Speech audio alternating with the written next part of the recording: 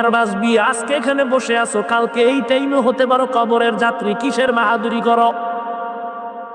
ঘুমের মধ্যেও তো আজরাইল আসতে পারে না।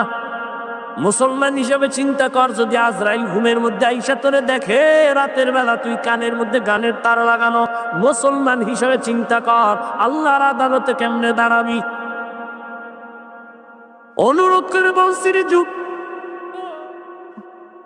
ও পর্দার আড়ালের আম্মা জানেরা, মাইকের আওয়াজ শুনতেছেন, এতক্ষণ আপনাদের সন্তানদের যা বুঝাইলাম কোনদিন সম্ভব না যদি আপনি দোয়া না করেন, চেষ্টা না করেন। কারণ গাছ ভালো হলে ফল ভালো হবে। আম্মা জান, আপনাদের কারণে এই দুনিয়াতে সন্তান ভালো হয়।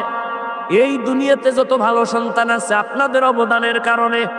এরে আম্মা জান, ভারতে আসছে একজন আল্লাহর বান্দা, মদিনাতুল মুনাওয়ারা থেকে ঘুরা ঘুরা দাওয়াত দেয়। 90 লক্ষ, কেউ বলে আরো বেশি বিধর্মী মুসলমান হইল তার হাতে। সবাই তার নাম জানে, খাজা মঈনুদ্দিন চিশতি আজমিরি। মন বড় খুশি। আম্মা কয়, মঈনুদ্দিন এত আনন্দ কেন? কয়, আম্মা জান, বহু বিধর্মী আমার হাতে কালেমা পড়েছে।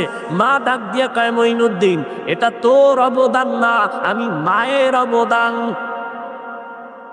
খাজা মঈনুদ্দিন কয়, মা বলো তোমার অবদান কি? মা এবার চোখের পানি ছেড়ে কান্না করে আর বলে, মঈনুদ্দিন, তুই আমার গর্বে যখন আসছো, আল্লাহর কসম আমি একটা রাত আর ঘুমাইতাম না। আমি গভীর রাতে আমার মাওলার আদালতে সিজদায় পড়ে কান্না করতাম, হে মান,